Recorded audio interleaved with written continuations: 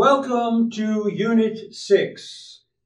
Today we will begin our study of Descartes' most important work, the Meditations on First Philosophy, and also review politics in the Jedi Handbook's Part 3, the Jedi Order. Okay, 1. The thesis of this course is that the history of philosophy on planet Earth is nothing but the becoming of absolute science, the truth, the knowledge of the force, which was achieved in the modern period. It is Plato and Descartes who have provided the foundation for understanding absolute science.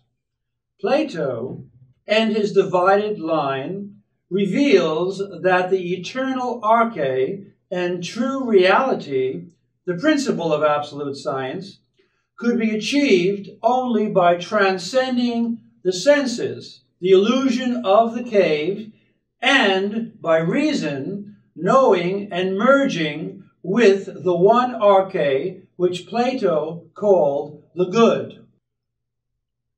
While Descartes initiates the discovery that the arche, the principle of all things, is a subjective and not an objective one inside us and not outside us. This is his famous turn away from the object to the subject or consciousness. Descartes, however, reached only a finite I, or consciousness, not an absolute I, or an arche that is infinite and all reality.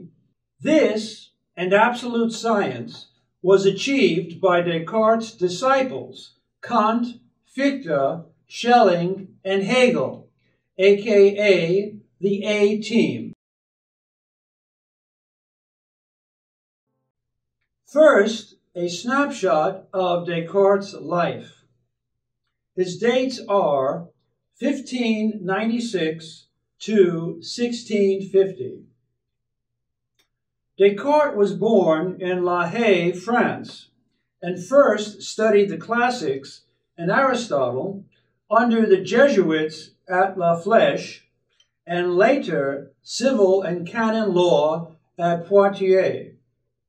After college, he joined the army as a means of seeing the world.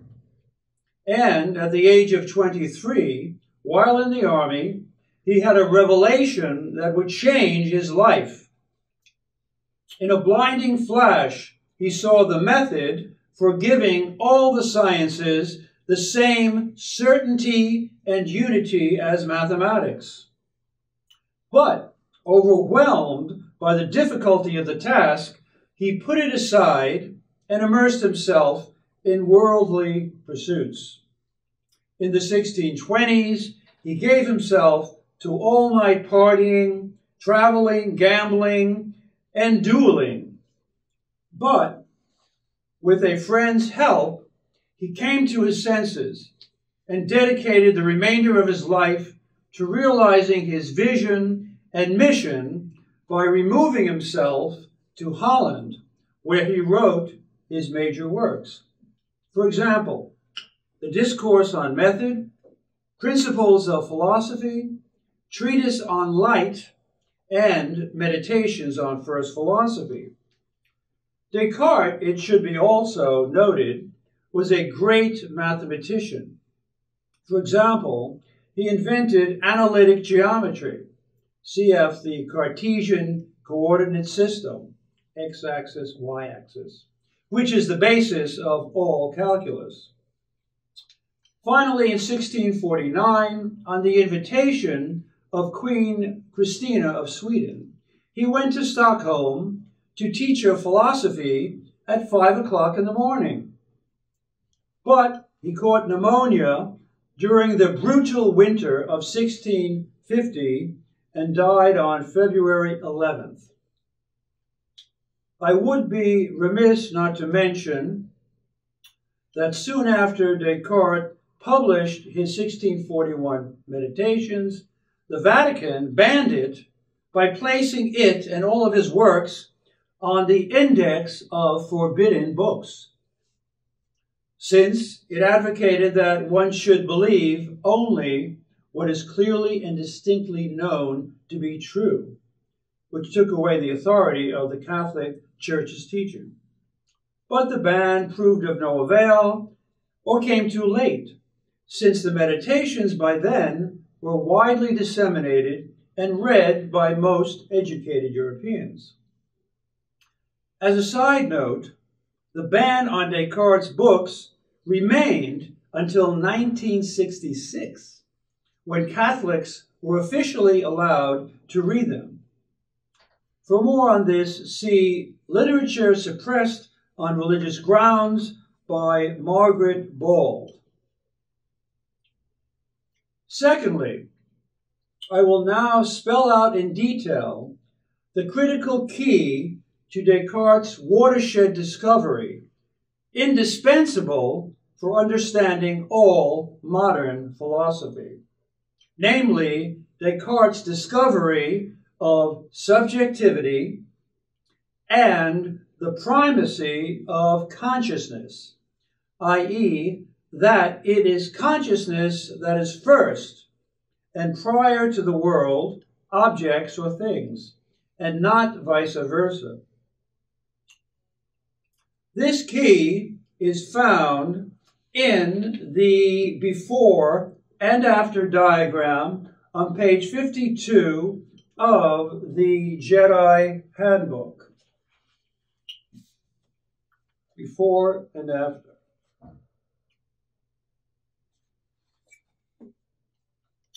In short, before his Meditations, all the objects Descartes perceived were taken to exist outside himself.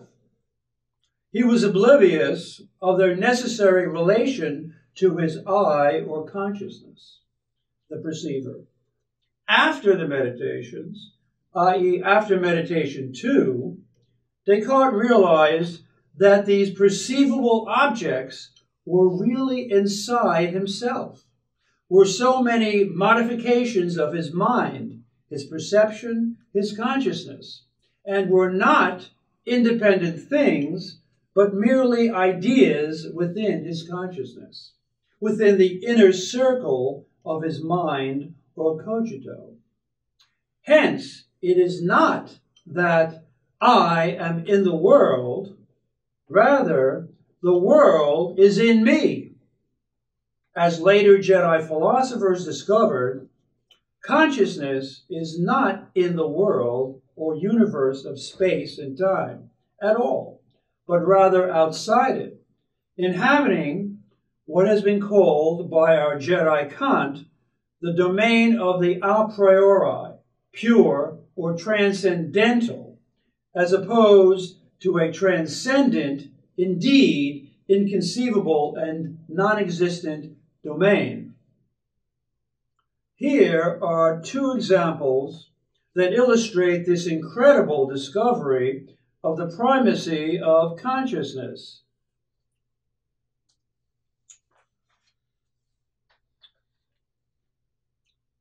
One, see the Jedi Handbook, page 53. Quote, notice that when I am in the act of describing a painting to you, say Picasso's Girl Before a Mirror, I am in fact not describing the painting itself, but rather only and always my awareness of the painting. There are two things present, as Hegel also acknowledges: the object, the painting, and the awareness of the object, or that I know and what I know. Most people attend to the one, the object, but are oblivious of the other, the awareness, which alone is primary and true. The former, the object, does not exist as such, or is only an abstraction from the awareness, Hence, it is simply impossible to ignore, abstract from, or bypass my I or consciousness so as to have before myself just the object, without the objects also being in relation to or in my consciousness. It follows that at all times, and since my earliest childhood, I am only aware of my consciousness as modified thus and so, and not of the sky, the sunset, tree, or house as objects in their own right. These latter objects are really my second or mediate objects. They are there only in and through my consciousness, my immediate object. Thus, right now, as I look at this book and the things around me, I am really and in truth looking at my consciousness and not at an independent world outside me. All that I see is inside me. Therefore, what is there, hence, what is consciousness, colored or modified this way or that. And this Jedi truth is obtained merely by a shift from a focus on objects, this pen, glass, picture, to a focus on the knowing and knower of these objects. 2. Here on page 54 of the Jedi Handbook is a second example showing that consciousness is first or presupposed, while the world or objects are second. Simply stated, no subject, no object. Quote, when you enter New York City harbor on a cruise ship, it is not true that you see the Statue of Liberty. Rather, what you see is your own consciousness of the Statue of Liberty. I am, and I see the Statue of Liberty as in my consciousness. This is the complete picture. Normal or cave consciousness habitually abstracts from or ignores itself, the subject, its own existence, I am, and its own act of perceiving, seeing, experiencing. And it focuses only on the object it experiences. In this case, the Statue of Liberty. True education is simply realizing that there is no such thing as the world or object as such. Rather, only the world or object in consciousness and for consciousness.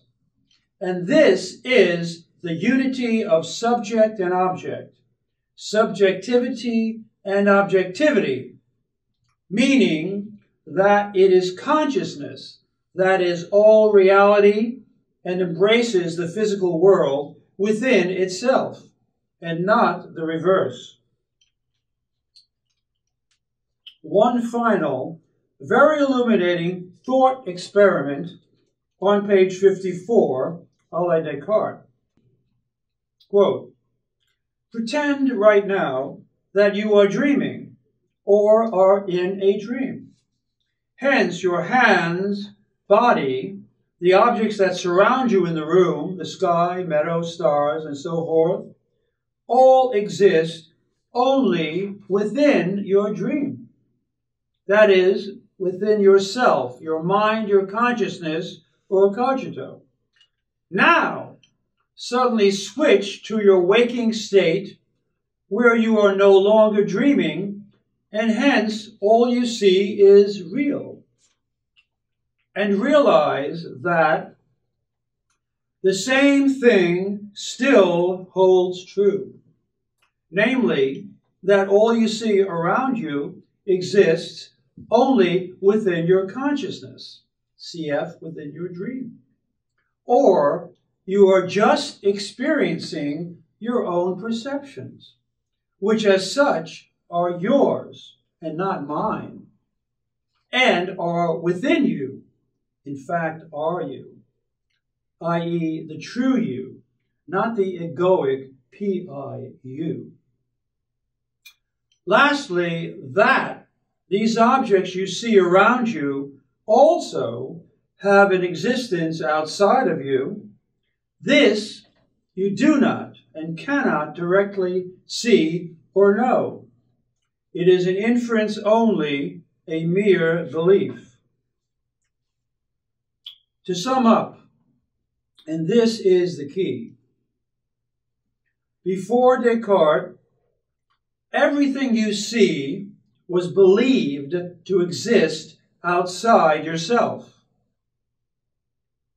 After Descartes, everything you see is known to exist inside yourself, your mind, as only an idea or representation, a mere modification of your consciousness. As Kant says in the Critique of Pure Reason, quote, if you remove the subject, yourself, the object, the universe, would immediately vanish. Now, the best way to understand Descartes' meditations is, as usual, to state his problem and his solution to it. In brief, Descartes' problem is to provide secure, certain foundations for the new mathematical science of nature, a la Galileo and Newton, that was coming on the scene. His solution was to find something that was indubitable or absolutely certain, namely his own existence, which he would then use to ground all knowledge. Thus, whatever was clear and distinct, or as certain as his own existence, I am, must necessarily be true. And it turned out, according to Descartes, that only the mathematical and quantitative properties of matter or bodies were clear and distinct and certain. The sensory properties of bodies, color, sound, taste, smell, were obscure and confused, and thus unable to yield true knowledge. Okay, with Descartes' problem and solution in mind, let's briefly summarize the meditations. In Meditation 1, Descartes will apply his famous method of doubt to all his former opinions and beliefs in order to find something which could not be doubted or was absolutely certain. In Meditation 2, after successfully doubting his senses, the sciences, and mathematics, he discovers that it's impossible to doubt his own existence, for he must exist in order to doubt it. He also discovers that his essence, what he is a thinking thing or consciousness, and not a body. In Meditation 3, Descartes formulates his clear and distinct criterion to obtain additional knowledge and offers a proof of God's existence. And God, moreover, being perfect, cannot be a deceiver, which allows Descartes to trust his clear and distinct rule or criterion. Meditation 4 explains what the source of error is and how to avoid it, while Meditation 5 reveals what the essence of material things is, and that only the mathematical, not sensuous, properties of nature's bodies are clear and distinct. And this constitutes the solution to Descartes' problem. Finally, meditation 6 indicates that material things have only an inferential or probable existence.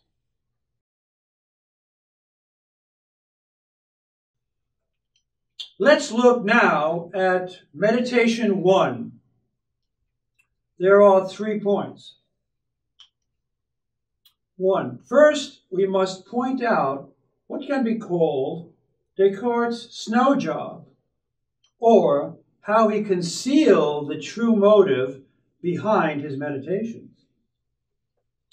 It is not true, as he states in his letter of dedication to the Faculty of Sacred Theology of Paris, and in the meditation's title, that proving God's existence and the soul's immortality are the main objective of the meditations. This is made quite clear in the second sentence of meditation 1, where Descartes says, quote, "If I wanted to establish anything firm and lasting in the sciences." 2.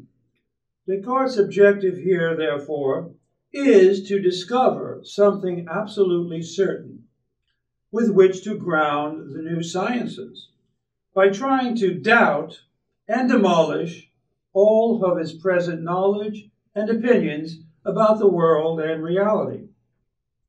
When he has found something that cannot be doubted, he will have achieved his goal. 3. Descartes will apply his method of doubt to 3 classes of things: the senses, the sciences based on the senses, and mathematics.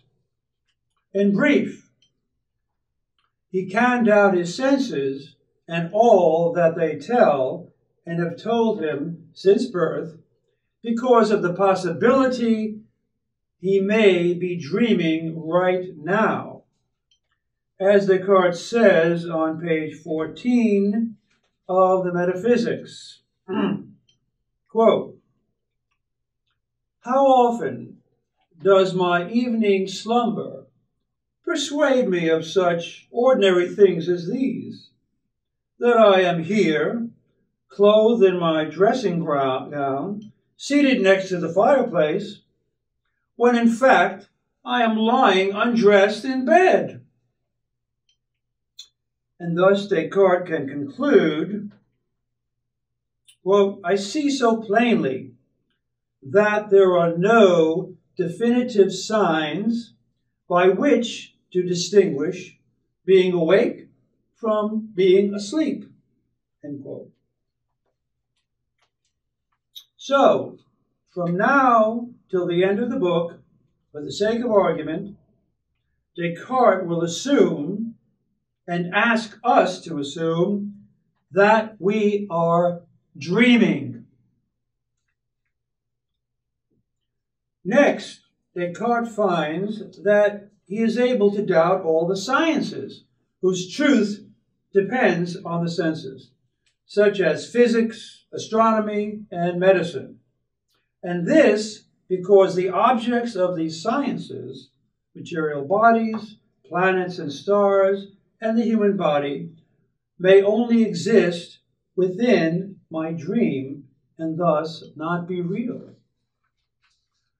Lastly, Descartes attempts to doubt mathematics and its alleged truths, such as 2 + 3 = 5, which is true whether I am awake or asleep. To do so, he assumes that not a good God, but an evil genius, a Darth Vader, created him and gave him a defective mind, which causes him to err even in the case of so-called mathematical truths. As Descartes says on page 16, quote, "Accordingly, I will not suppose a supremely good God, the source of truth, but rather an evil genius, supremely powerful and clever, who has directed his entire effort at deceiving me.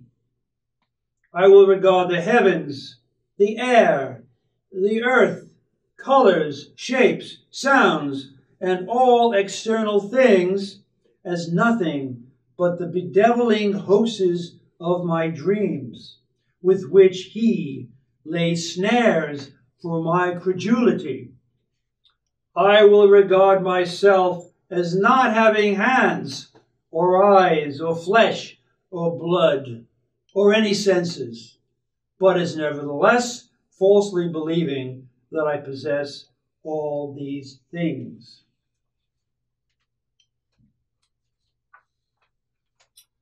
And thus, Meditation 1 ends with the setting aside or demolition of all Descartes' former knowledge.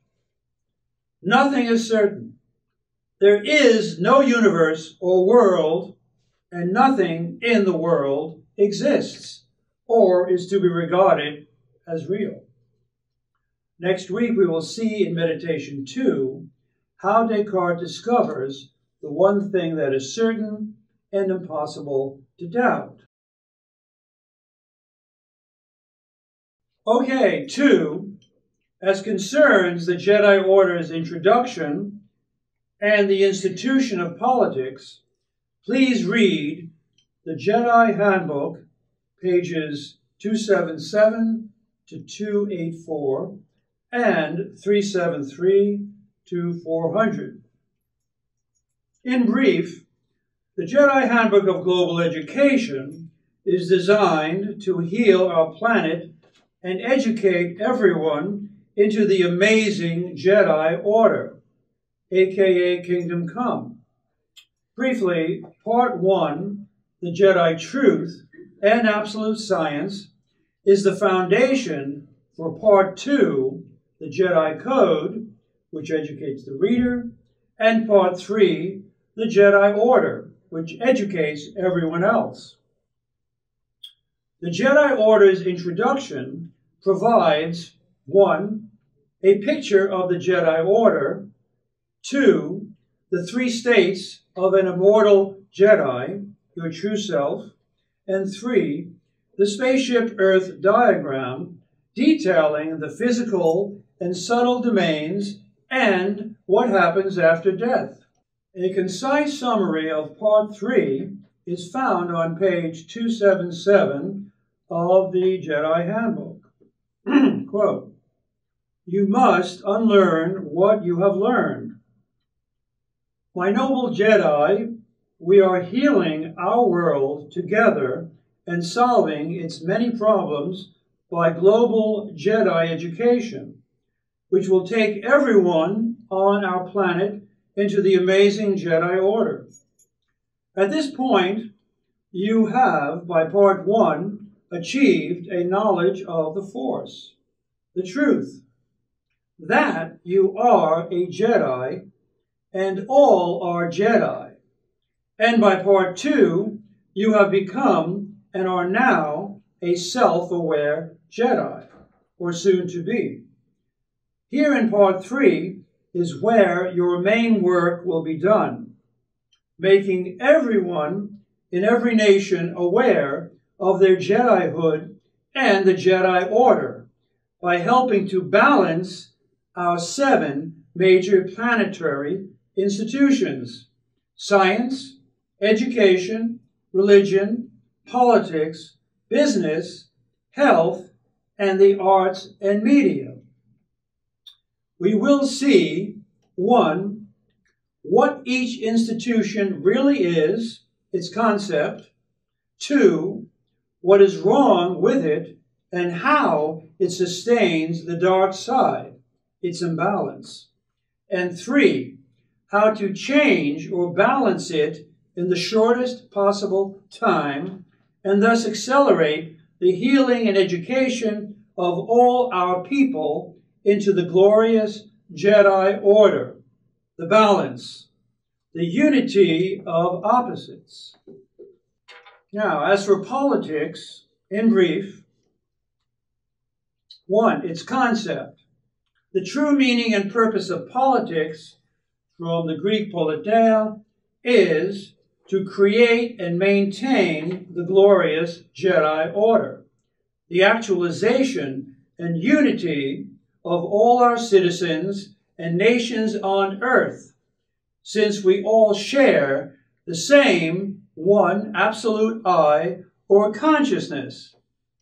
And here you should see our e pluribus unum, out of many, one, and the great seal on the back of our dollar bill, right over here.